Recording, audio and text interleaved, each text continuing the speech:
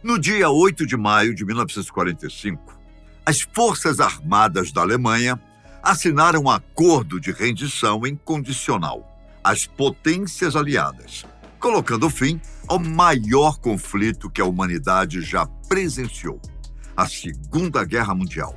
No entanto, aquilo que parecia o desfecho do maior pesadelo vivido e produzido pelo ser humano era apenas o começo de um novo capítulo da nossa história, a desnazificação. Esse termo foi cunhado pela primeira vez em 1943, durante uma reunião realizada no Pentágono dos Estados Unidos para discutir as possíveis medidas que seriam adotadas para eliminar as influências fascistas depois que o confronto chegasse ao fim. Afinal de contas, apenas remover cartazes, símbolos, propagandas e uniformes não seria suficiente.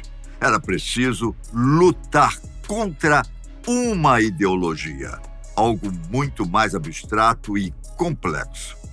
Essa iniciativa foi colocada em prática a partir de 1945 e, apesar de ser um esforço contínuo e provavelmente perpétuo, foi oficialmente encerrada em 1948 e 1949, demonstrando uma rapidez heróica, mesmo se tratando de algo tão delicado e necessário. Mas será que esse processo realmente foi eficiente? E como ele aconteceu? Quais foram as estratégias utilizadas? É exatamente isso que vamos entender em nosso vídeo de hoje. Como comentamos, o conceito de desnazificação já era algo pensado mesmo antes do término do conflito, pois estava claro para os aliados vitoriosos que a sociedade alemã, entre outras nações europeias, precisariam ser limpas dos efeitos nazistas para serem reeducados de acordo com os valores democráticos. Isso pode parecer óbvio nos dias de hoje, mas com certeza não era naquela época. Essa decisão foi tomada pelos representantes das maiores potências vencedoras: Franklin Roosevelt, presidente dos Estados Unidos; Winston Churchill, primeiro-ministro do Reino Unido; Joseph Stalin, primeiro-ministro da Rússia ou da União Soviética. Entre as medidas previstas estava a divisão do território alemão em 4 zonas de controle, incluindo a França, que também ficou responsável por uma porção. Cada parte teria autonomia para definir o processo dessa ressocialização, como veremos mais à frente. Mas o início foi caracterizado por um esforço em conjunto, sendo liderado, sobretudo, pelos Estados Unidos. Bom, como você deve imaginar, reerguer uma nação de acordo com novos princípios não é uma tarefa fácil. As primeiras iniciativas se concentraram em eliminar tudo aquilo que fazia menção aos ideais nazistas, como cartazes, fotografias em órgãos públicos, bandeiras, marcas d'água, símbolos que até então eram considerados oficiais e serviam para compor a estética do regime. Além disso, foi preciso lidar com os instrumentos usados para disseminar a ideologia, como programas de rádio, jornais e livros.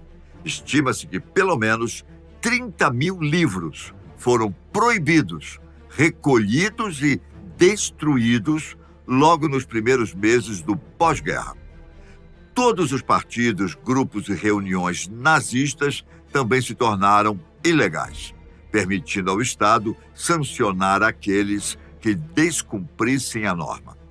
É claro que tudo isso foi efetivo até certo ponto. Afinal, aquilo que antes era desejado e incentivado, agora era visto como abominável, detestável e contra a lei, o que, sem dúvida, iria produzir efeitos na sociedade, sobretudo nas novas gerações. Isso também serviu para limpar as ruas, edifícios e espaços públicos, deixando claro que aquelas convicções já não eram bem vistas ali e em nenhum outro lugar no mundo. Mas ainda faltava algo que serviria para combater a ideologia em si. Remover um distintivo e um uniforme poderia garantir que uma pessoa não manifestasse seus ideais publicamente, mas não mudaria em nada suas convicções, pelo menos não no primeiro momento. Era preciso mostrar para as pessoas que aquilo era errado, que todas aquelas práticas, apesar de serem mascaradas com princípios nacionalistas e de prometerem a elevação da raça humana, tinham provocado sérias consequências ao redor do mundo, provavelmente as mais graves já presenciadas por nós. Isso não significa que o povo alemão desconhecia as atrocidades que eram cometidas. A maioria das pessoas sabia do que se tratava, mesmo que não estivessem diretamente ligadas às barbáries. Contudo, muitos se dessensibilizaram com o passar do tempo e provavelmente deixaram de perceber que tudo aquilo afetava vidas humanas. Assim, a estratégia escolhida visava restabelecer esse vínculo entre o que foi feito e quem sofreu por aquilo, assumindo ainda uma nova faceta muito importante: a responsabilização. Para isso, foram espalhados cartazes e fotografias por todo o país, mostrando principalmente as cenas obtidas nos campos de concentração. Ao final, havia uma legenda questionando: quem é o culpado por isso? À primeira vista, a maior parte das pessoas poderia dizer Hitler ou os nazistas, mas o silêncio reinava nas aglomerações que se formavam ao redor das fotos, como se todos estivessem refletindo sobre o assunto. Logo, as fotos foram substituídas e suas legendas foram atualizadas para: esta cidade é culpada por isso. Você é culpado por isso. Pode parecer algo simples, mas esse ato retirou a responsabilidade que era colocada nas mãos dos outros e a entregou para cada cidadão que de alguma forma esteve envolvido, ainda que fosse apenas sendo omisso diante de toda aquela situação. Isso provocou uma mudança entre aqueles que ainda não tinham se implicado nessa história, chamando-os para uma nova reflexão e uma verdadeira mudança de paradigmas. Além disso, muitos alemães foram convocados a ajudar no desmonte dos campos de concentração, o que os fez ficar cara a cara com os corpos, transportando-os e até abrindo as covas para enterrá-los, o que, sem sombra de dúvidas, contribuiu para que eles refletissem sobre a consequência do que haviam feito. Esse foi um passo muito importante, mas ainda não era suficiente. Afinal, nem todas as pessoas poderiam ser convencidas a abandonar os ideais nazistas para seguir os princípios democráticos. Se fosse assim, tão fácil, todos entrariam em consenso e não haveria guerra. Outro ponto delicado é que aqueles que estiveram diretamente ligados às atrocidades precisariam ser punidos, mas para isso seria preciso rastreá-los e julgá-los, o que deixa tudo ainda mais difícil e demorado. Bom, para resumir e organizar todos os objetivos que deveriam ser alcançados com a desnazificação, o Departamento de Estado dos Estados Unidos publicou um memorando elencando os principais pontos. Entre eles estão: prender os líderes nazistas e apoiadores que poderiam oferecer resistência ou perigo à ocupação aliada. 2. Excluir as pessoas vinculadas ao Partido Nazista dos cargos públicos e de posições de responsabilidade em grandes empresas. 3.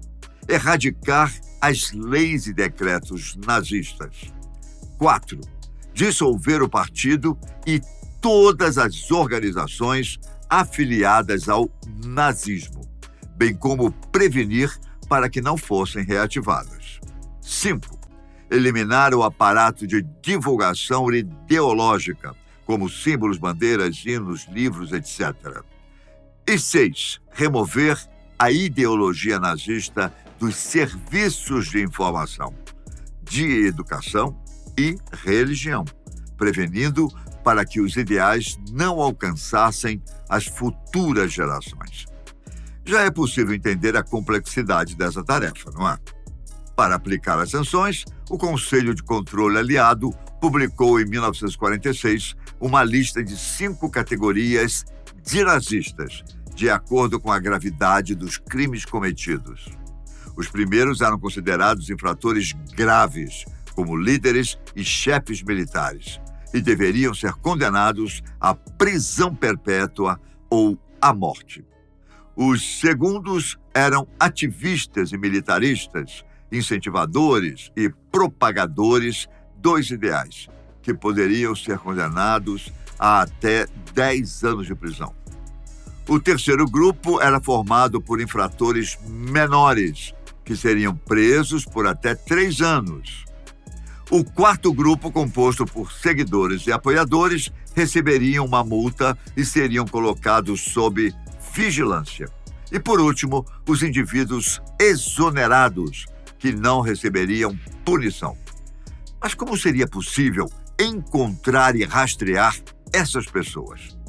Essa tarefa foi mais fácil para os indivíduos do primeiro grupo, já que eles estavam em evidência no conflito, mesmo que grande parte deles tenha morrido nos confrontos ou conseguido escapar logo após a derrota. Ainda restaram alguns para serem levados ao tribunal, especialmente no julgamento de Nuremberg, um dos mais relevantes e conhecidos. Cerca de 21 réus foram julgados nessa primeira fase, envolvendo principalmente os nazistas do alto escalão, que foram capturados pelos aliados ao final da guerra.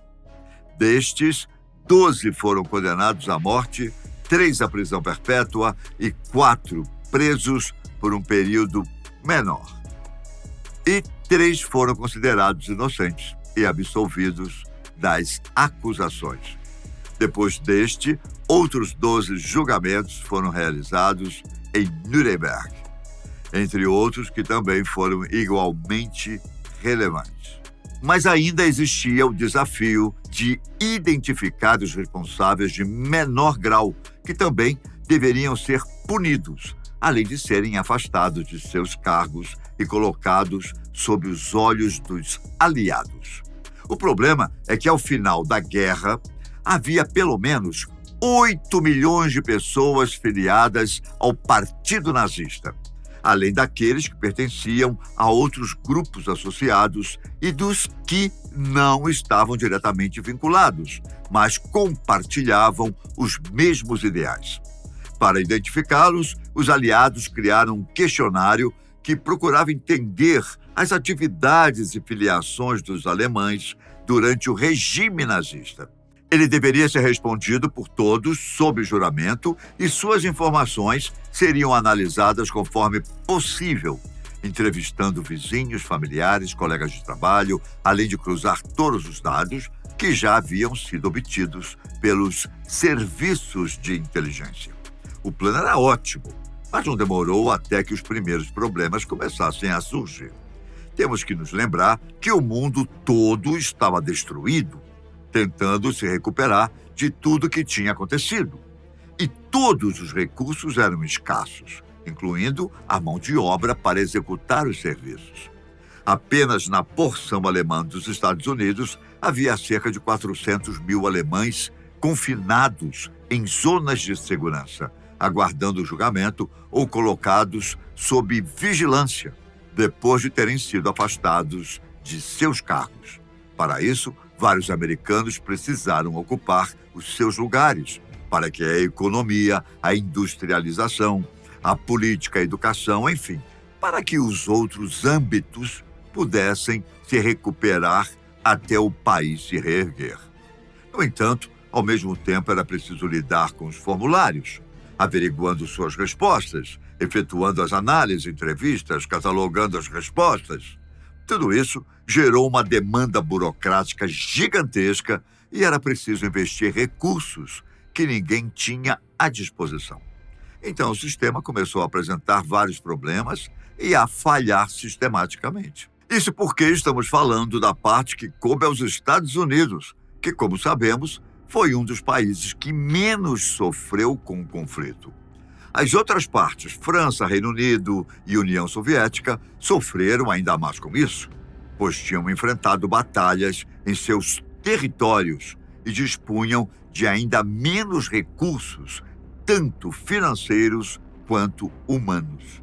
Assim, surgiu a ideia de conferir aos alemães a responsabilidade de rastrear, catalogar e aplicar as sanções em si mesmos, o que obviamente seria problemático. A França foi a primeira a aderir, logo no começo, pois realmente não seria possível executar essa tarefa sozinha. Aos poucos, seu exemplo foi sendo seguido, deixando a cargo dos réus a tarefa de emitir suas próprias sentenças. Não era difícil perceber que grande parte dos juramentos e das entrevistas realizadas para confirmar as informações eram manipulados. As classificações de indivíduos do primeiro grupo, considerados mais perigosos e autores dos crimes mais graves, era praticamente inexistente. A maioria era classificada como seguidor de baixo escalão, pagava uma multa ou era totalmente exonerado e até recebia anistia para voltar a ocupar um cargo importante que teria perdido. Os números derivados dessas ações impressionam. Estima-se que quase 13 milhões de alemães deveriam ter passado pelo processo de desnazificação, sendo responsabilizados de alguma forma pelos seus atos. Desse total, 9 milhões foram considerados não acusáveis e pouco mais de 3 milhões foram processados. Entre estes, até o final de 1948, mais de 2,3 milhões foram anistiados sem julgamento, restando 830 mil para serem julgados. Cerca de um terço deles foi absolvido, enquanto mais da metade foi classificada como apenas seguidores da ideologia. Dos remanescentes, a maioria foi classificada como infratores menores, 2% como pertencentes ao segundo grupo de risco e apenas 0,1% foram considerados infratores graves, cerca de 836 indivíduos de um total de 13 milhões de pessoas. Por conta disso, vários membros ativos do partido e até integrantes da SS, a polícia ligada aos interesses nazistas, foram totalmente absolvidos. O médico responsável por realizar a lei de esterilização contra indesejáveis foi considerado seguidor e pagou uma multa de 500 marcos. Um engenheiro aeronáutico que fez uma fortuna estimada em 36 milhões de marcos através do trabalho escravo foi punido com uma multa de 2.000 marcos. Acho que deu para notar que as coisas fugiram um pouco do eixo, não é verdade? Então, tudo ficou ainda mais grave conforme um novo conflito mundial era delineado, a Guerra Fria. Os países que antes estavam unidos em torno de um único objetivo, vencer os ideais nazistas, agora se dividiam de acordo com seus próprios interesses, defendendo as suas próprias ideologias, formando dois grandes blocos: os capitalistas, liderados pelos Estados Unidos, e os comunistas, guiados pela Rússia.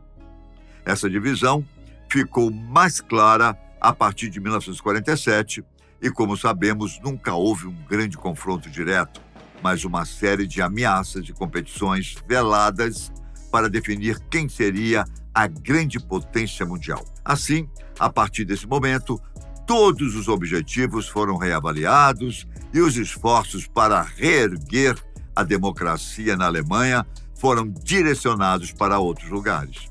Mesmo assim, a desnazificação continuou de forma oficial até 1948, quando a União Soviética, ou Rússia, concedeu toda a responsabilidade para os alemães. Os Estados Unidos vieram depois, junto com o restante dos aliados, retirando por completo suas influências até o ano de 1949. A mudança de paradigmas foi tão grande que estes países, que eram considerados os principais líderes da iniciativa, passaram a conceder eles próprios a anistia para os criminosos nazistas, para levar cientistas, engenheiros e outros especialistas para seus territórios, a fim de trabalhar em inovações estratégicas que iriam conferir vantagem no próximo certame, como desenvolvimento de aviões, foguetes, satélites e até a transmissão de TV em cores. É por isso que muitos consideram que a desnazificação foi um processo rápido que durou oficialmente cerca de 3 anos. Mas isso não significa que ela tenha sido absolutamente eficaz ou se tornado a grande prioridade do mundo durante este período. Aliás, essa falta de compromisso é o maior sinal de que nós temos que rever nossos conceitos e de que lutar em favor da vida deve ser sempre nosso principal objetivo. Isso é extremamente necessário, pois um povo que não aprende com os erros do passado está fadado a cometê-los novamente no futuro. É isso aí. Eu fico por aqui. Até o próximo vídeo.